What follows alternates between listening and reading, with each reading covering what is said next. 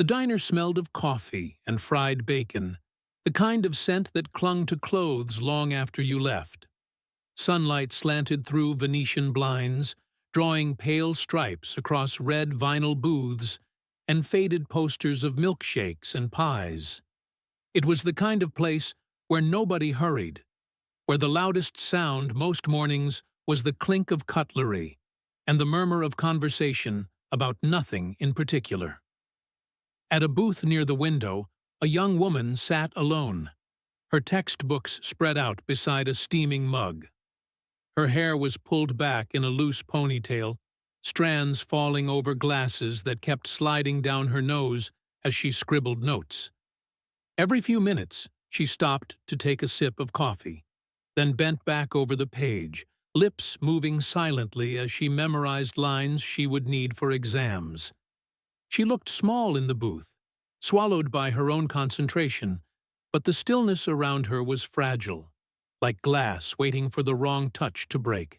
The bell over the door jingled and the mood shifted before anyone even looked up. A man stepped inside, boots heavy on the linoleum. He was local, the kind of figure people recognized instantly, even if they pretended not to. Broad shoulders, a leather jacket frayed at the cuffs, eyes that never stopped scanning for someone smaller to push against.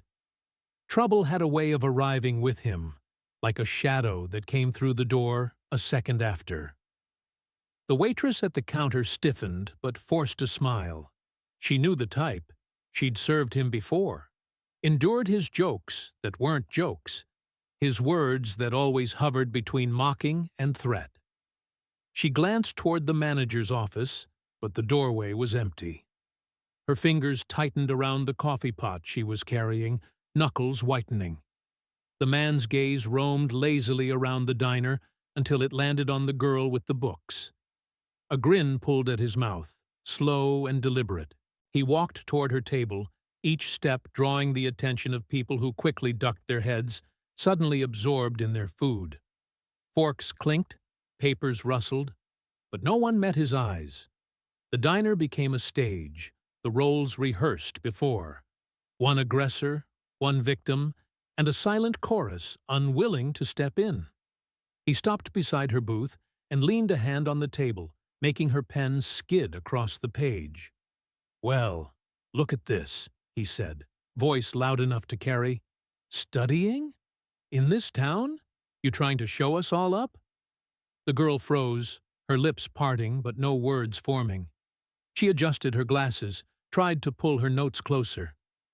I'm studying," she murmured, voice barely above the hum of the refrigerator behind the counter. The waitress stepped forward quickly, her apron brushing against her knees. "Why don't you sit at the counter, Joe?" she said, her tone firm but polite. "Coffee's fresh." "Don't bother her." He turned his head slowly, eyes narrowing, eyes. "Don't tell me what to do," he said flatly. The words weren't shouted, but they landed with the weight of a shove. She stopped mid-step, lowered her eyes, and backed away, coffee sloshing in the pot as her hands trembled. The girl bent her head, hoping silence might make him lose interest. But Joe wasn't interested in silence. He grabbed the top of her notebook, flipped it shut, then tossed it onto the floor. Pages fluttered out like startled birds. "There," he said, chuckling. "Now you can stop pretending. Books won't save you here." His voice carried, drawing a few nervous laughs from the back booth. Laughter born not from humor, but fear. The girl bent quickly, gathering her scattered notes, her fingers shaking as she pressed them into a messy pile. "Please," she said softly, "just leave me alone." He crouched closer, his shadow falling over her table, and smirked. "You don't get it, do you? In this place, you don't tell me what to do. I tell you." His breath smelled of cigarettes and stale beer, and the words clung to her skin like grease. At the counter, a man in a worn baseball cap shifted in his seat. He cleared his throat, trying to muster something, anything. "Hey," he said, But the sound cracked halfway, small and weak. Joe's head snapped around. He fixed the man with a stare sharp as a blade. The diner seemed to shrink under it. The man lowered his gaze, mumbled into his coffee, and the room swallowed him whole. The silence that followed was worse than the taunts. Everyone could hear the girl's uneven breathing, the scrape of her papers against the floor, the faint tick of the clock above the kitchen door. Nobody moved. Nobody helped. The air was thick with shame disguised as stillness. Joe leaned lower, close enough that the girl had to lean back against the booth to keep distance. His voice dropped to a whisper, meant only for her, though everyone nearby could hear it anyway. "You're nothing here. You understand? Nothing." The diner's hum faltered. Even the coffee machine seemed to pause, waiting. The girl's hands clutched her papers to her chest like a shield. Her eyes brimmed, not with tears, but with the desperate calculation of someone trapped, trying to find an exit that didn't exist. And that was when the bell above the door rang again. The sound was small, ordinary, the kind of chime that marked dozens of arrivals every day. But this time, it cut through the tension like a blade. Heads turned, not in welcome, but in reflex, the way people look toward sudden weather. The door swung shut behind a figure in plain clothes, jeans, a simple shirt, a posture unhurried. He paused, scanning the room as if he'd stepped into a story halfway told. For a moment, nobody recognized him. He walked toward the counter with a calm that felt strange against the brittle silence, set a few bills down, and ordered a coffee in a voice low and even. It wasn't until he turned, cup in hand, that the girl saw his face. Her eyes widened, breath catching. The recognition was instant, shocking. She whispered without meaning to, voice trembling, That's Chuck Norris." The words hung in the air like a secret spilled too soon. "Just wondering. Where are you watching from? Write it down, Bello." Cups rattled faintly after the door's bell stopped ringing, but the diner didn't recover its rhythm. Forks hovered above plates.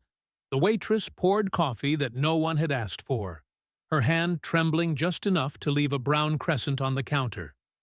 The girl stacked her notes like bricks against a flood, trying to act invisible while the man in the leather jacket loomed over her table.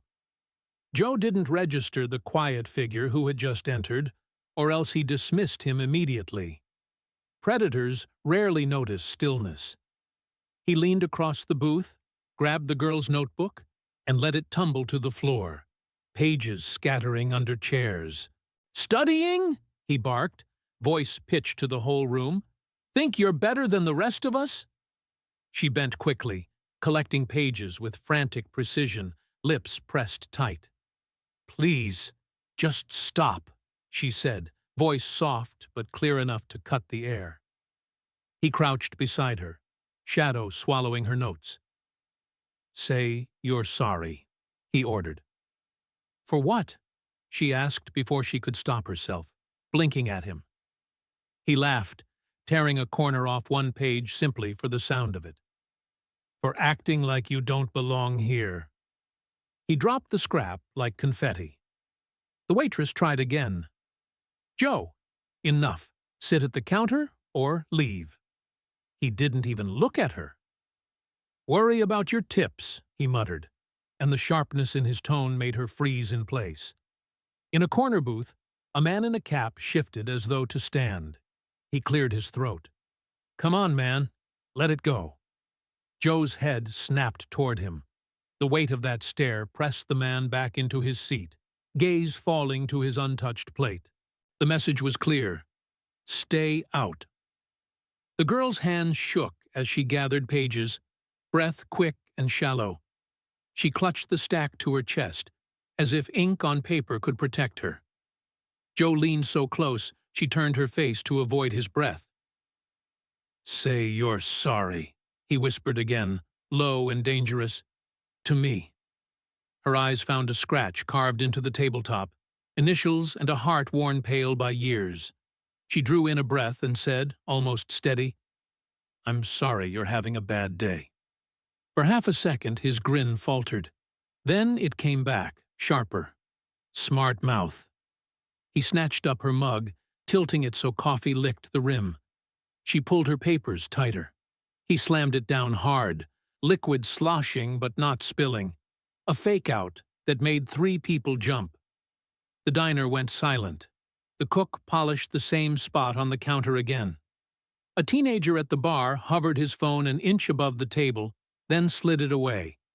Nobody wanted to be part of this scene, yet everyone was part of it now. Joe planted his palms on the table, leaning closer. "Look at me." She did.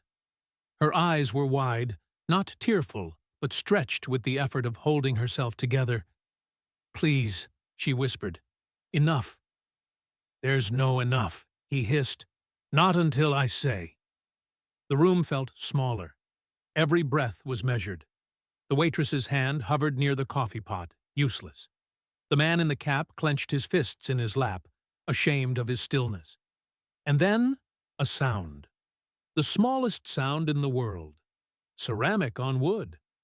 The man at the counter, the one no one had noticed, set down his coffee with quiet precision, and finally turned. He didn't speak. He didn't need to. The hush that followed pressed harder than Joe's threats. For the first time that morning, the bully hesitated, blinking at the weight of attention shifting toward someone else. The girl felt it too. The subtle rearrangement of the air, the crowd holding its breath, the sense that something had just shifted in her favor, though she couldn't explain why. Joe's smile remained, but a vein pulsed at his temple. He gripped the table harder, unwilling to back down in front of so many silent witnesses. The silence stretched, unbearable, and everyone knew it couldn't last. The diner held its breath the way a lake holds fog, quiet, heavy, present. The man at the counter turned fully now, not with a flourish, but with the easy precision of someone who never wastes movement. He stepped off the stool, left a pair of bills under the saucer, and walked toward the booth as if approaching a small, necessary repair. No one recognized him yet. They registered posture before face, calm before name. Joe's hands flattened on the tabletop. "Keep walking," he warned without raising his voice. It came out like a habit, not a threat, a phrase he'd used enough times to forget it still required an outcome. The man stopped beside the booth. He set his coffee on the edge of the table, close enough to be part of the scene, far enough not to spill if someone got stupid.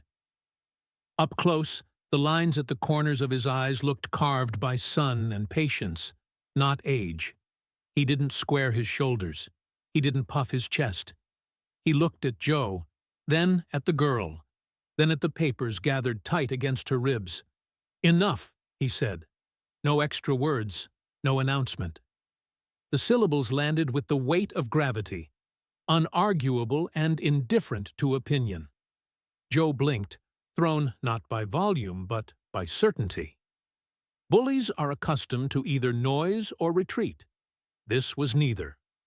The room's silence deepened into something with edges. A fork finally hit a plate somewhere in the back and sounded like a cymbal crash. The waitress took a small step closer, as if the word had given her permission her apron couldn't. The man in the baseball cap lifted his eyes an inch. The teenager at the counter slid his phone up again, but rather than record, he just held it like a talisman. Joe recovered with a crooked grin. "You got business here, friend?" "No," the man said. "I've got coffee." His gaze returned to the girl. "You okay?" She managed a nod that felt like a shout on the inside. Her hands loosened around the papers by a fraction. Joe leaned in, thick forearms crowding the edge of the table. "This is between me and her."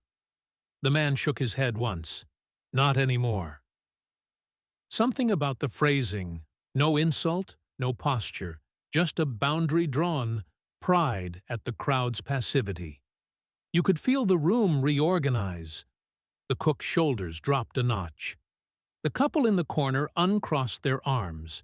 Space appeared where fear had been. Joe forced a laugh to keep control of his own air. "You think that word does anything?" He glanced down at the coffee, considering. "You think that voice does?" The man's expression didn't change. "It's enough for me," he said softly. "Let's see if it's enough for you." Joe's jaw flexed. He stood straighter, pushing chest into space. "Who are you?" The question had two parts. "What's your name? And why do you think it matters here?" The man didn't answer. He kept his hands visible, fingers relaxed on the table's edge. His body language was unremarkable, which made it remarkable in a room addicted to threat displays. He finally looked Joe full in the face and asked a question that wasn't rhetorical. "What's the plan?" he said. "Where does this go that makes you bigger when it's done?" The words cut because they didn't attack. They asked for a map Joe didn't have. His mouth opened. Nothing arrived. He leaned harder into belligerence to cover the vacancy. "I said, who are you?" A ripple pulled through the booths as patrons leaned forward inch by inch. The waitress took another step. Her voice found a steadier register. "Joe," she said, warning and plea braided together. "Don't." He ignored her, attention fixed on the man who refused to meet him on the ground he'd chosen. "You want to play hero? Say your name." The man looked again at the girl. "Do you want him to leave?" he asked her, as if the decision belonged where it should have all along. She swallowed. She glanced at Joe's hands, at the coffee, at the small tear he'd made in her notes. Fear had a loud voice in her head. Something else spoke quieter and made more sense. "Yes," she said, steady this time. The man nodded once like an agreement had been signed. He lifted his coffee and moved it to the edge of the counter, out of harm's way. Habit formed somewhere that taught him to clear the field before work. When he set the cup down, the bell over the door gave a tiny, sympathetic sway. Metal on metal, a sound you might mistake for wind. Joe stepped forward to fill the gap the movement created. "You don't get to—" "Enough," the man repeated, the word no louder than before, and somehow heavier. He didn't reach for Joe. He didn't need to. He held the space with his voice the way a carpenter holds a line with a chalk snap. Clean, straight, undeniable. The teenager at the counter whispered, "Dude!" to no one, reverent and startled. Joe's bravado found its old path. "You want me to say sorry to her?" he asked, mocking. "You want to teach manners?" "I want you to stop," the man said. "If you can't stop, then leave." He glanced at the door as if describing a simple piece of geometry. Point A to point B. The route had always been there. The room had become a third participant. Eyes, breath, posture all leaning toward an outcome. The cook's hand hovered over the bell that called orders, as if he might ring it to puncture tension. Then thought better. The man in the cap straightened in his seat, hands unclenching. Fear had not left. It had been redistributed. Joe looked around and saw his audience slipping from his grip. Panic, disguised as rage, flared. He stabbed a finger toward the man's chest. "Last chance. Say your name." The man held his gaze a long second, and in that second there was no mystery, only recognition that names were about to matter to someone who had asked the wrong way. He didn't answer. He turned slightly toward the girl, and in the turn, in the angle of his profile, in the set of his mouth, memory struck. She heard playground boasts from years ago, internet jokes turned folklore, old footage glimpsed in a dorm room at 2 a.m., bits and pieces snapping into place like magnets finding their pair. Her breath hitched. The world narrowed to the space between recognition and speech. Her voice emerged small and unsteady, but it carried to every corner, as if the diner itself wanted to say it with her. "That's Chuck Norris." The name moved through the room like current through wire. Instant, invisible, undeniable. The waitress's hand went to her mouth. The man in the cap sat up fully, as if a weight had been lifted from the back of his neck. Even Joe's pupils flicked, betraying calculation behind bravado. The man, Chuck, didn't acknowledge the title or the history that came with it. He didn't need to. Recognition had changed the math for everyone but him. He kept his eyes on the only part that mattered: Joe's next decision.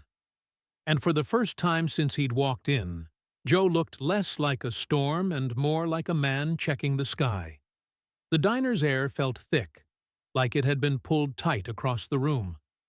No one touched their food anymore. Cups of coffee cooled. Forks balanced on plates without being lifted. All eyes fixed on the narrow aisle where Joe stood chest to chest with the quiet stranger who had told him to stop.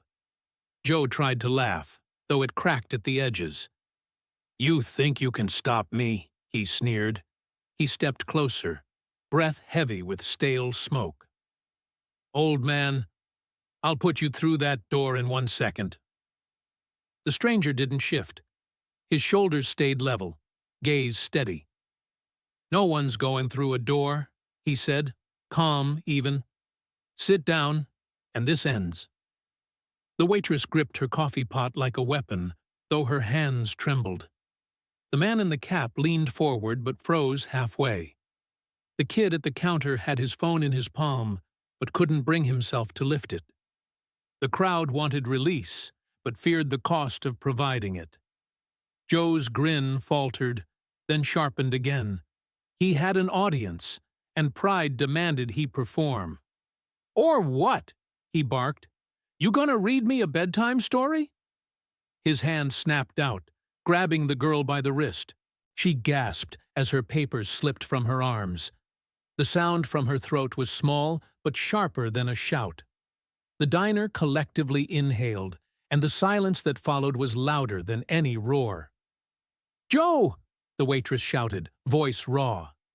He yanked the girl's wrist upward, not to move her, but to prove he could. "We're not done," he hissed, staring at the man across from him. "You don't tell me when it ends." The stranger moved 1 step closer, unhurried. His eyes fell to Joe's hand wrapped around the girl's arm, then rose again. "Let her go," he said. No force, no threat, just finality. Joe smirked. "Make me." His grip tightened, his shoulders squared, every muscle begging for a fight. He wanted noise, violence, anything to drag the moment into familiar territory. But the man's reply wasn't violence. "Don't trade for more than you can carry," he said softly. The words landed with weight the room could feel in its bones. For the first time, Joe blinked. A bead of sweat appeared at his temple. He forced a scoff to cover the hesitation. "Forget it," he muttered, then louder.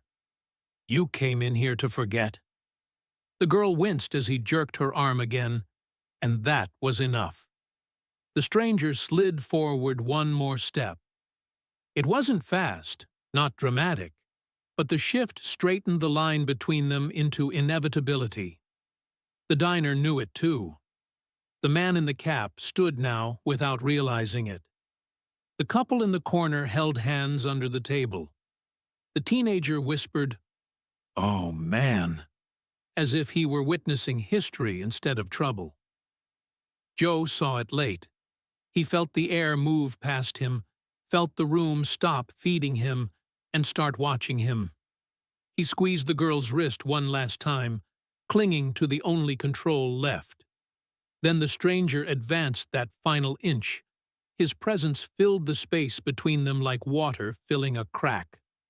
No words followed, no warning.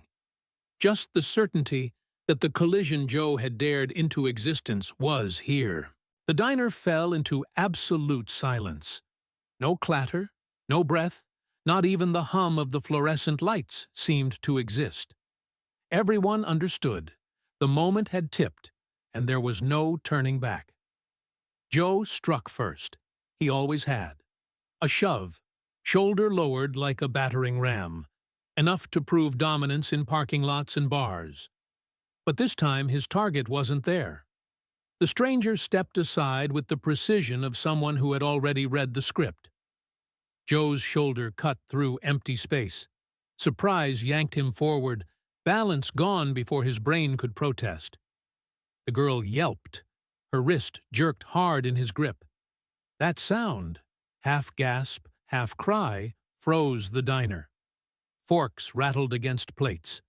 Coffee cups trembled in hands that hadn't set them down. The stranger moved at last. His left hand rolled across Joe's thumb, prying it from the girl's wrist as gently as undoing a latch. In the same breath, his right hand pressed Joe's triceps down, guiding him toward the table. The motion was fluid, almost kind. And then Joe was kneeling, forehead inches from the wood, one palm trapped against the formica by a grip he couldn't shake. The speed stunned everyone. Chairs squeaked as people leaned forward to be sure they'd seen it right. 10 seconds earlier, Joe had owned the room. Now he was on one knee, pinned like a page in a book. The teenager at the counter whispered, "No way." His phone finally rose to record, but his hand shook. The girl staggered back, clutching her freed wrist. A red mark circled the skin where Joe's fingers had been. She pressed her palm over it, eyes wide, breath breaking in short bursts. Joe's face burned crimson. He twisted, tried to stand, but the stranger's weight shifted with him, precise and unyielding. Not pain exactly, just a message. You won't move until I say. "Let him up," someone muttered, half-hearted. The words died in the air. Nobody truly wanted Joe free. The stranger leaned close, voice low but clear enough for every corner to hear. "A real man never puts his hands on a woman." Remember this day, it wasn't shouted. It didn't need to be. The words landed harder than any punch. Joe spat through clenched teeth. "Get off me!" But it sounded smaller than he meant. He pulled again. His own arm betrayed him, bent neatly into a lock he couldn't escape. His breath came ragged now, sweat streaking down his temple. The waitress set the coffee pot down, hands trembling. "That's enough," she whispered, though her eyes begged the stranger not to release him too soon. The stranger adjusted slightly, turning Joe's wrist. The bully winced, his bravado cracking. The movement wasn't cruel. It was instructional. Every nerve in Joe's arm screamed the truth. He was no longer in charge. "You listen now," the stranger said. "You let go. You sit down. You leave. And you remember." The crowd absorbed the words like scripture. A clap broke out. Just one, from the cook leaning against the kitchen doorway. Embarrassed, he lowered his hands, but the sound had already given others permission. Another clap joined, then another, until the diner swelled with uneven applause. Relief, not celebration. Gratitude, not bloodlust. Joe's eyes darted around, searching for an ally. He found none. Not one face willing to laugh, not one pair of eyes offering rescue. The performance had ended, and the audience had changed sides. He tried to form words. "She," or "You don't," but excuses shriveled in his mouth. Pride had nowhere to go. His shoulders sagged, his knees softened against the linoleum. The stranger felt it instantly. He eased the pressure, careful, measured. Enough to let Joe breathe, but not enough for him to think rebellion still had space. "Good," he said simply. Joe swallowed hard, lips working but producing nothing. He looked at the girl, saw her watching with steady eyes, her wrist red but intact, Something in her gaze, anger mixed with pity, broke him further than the hold. The stranger released him at last, lowering his arm as if setting down a heavy box. He didn't step away, just stayed close enough to block another mistake. Joe rose slowly, eyes fixed on the floor. No smirk, no swagger, just silence. He rubbed his wrist, flexed his fingers, but said nothing. His mouth opened once, closed again. The room heard the sound of defeat without words. The applause built, steadier now. Some clapped softly, others hard, but all of them joined. The diner, moments ago suffocating under Joe's control, belonged again to itself. The girl straightened, voice trembling but clear. "Please, I just want this to stop." "It has," the stranger answered. His tone carried certainty, like a door closing gently but firmly. The bully glanced at the exit, then at the stranger, then at the girl. He had no more script left to read. The bell above the door jingled faintly in a draft, as if reminding him it was still there. And the room, every eye fixed on him, waited to see if he'd take that exit, or try to rewrite the ending he'd been handed. The applause ebbed into something quieter. Not triumph, but release. Forks tapped nervously against plates, chairs creaked back into place, and conversation held itself just above a whisper. Joe stood still by the counter, wrist rubbed raw, eyes locked on the floor. The swagger that usually carried him out of rooms had abandoned him here. The stranger didn't gloat. He simply let the silence finish the work. "That's enough," he said, voice low, steady. It wasn't a command, more a closing line to a story everyone had just read. Joe lifted his head once, searching for someone, anyone, to side with him. No one did. The waitress stood rooted, both hands pressed flat to the counter.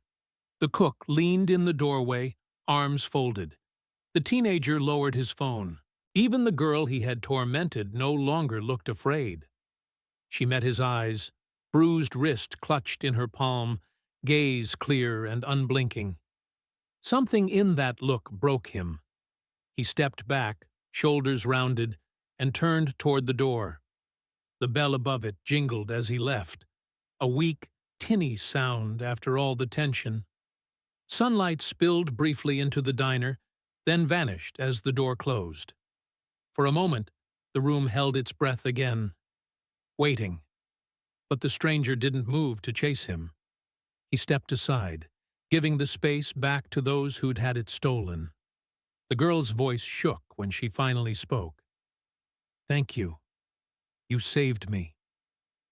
The stranger shook his head, eyes still on the door. "You saved yourself when you told him to stop."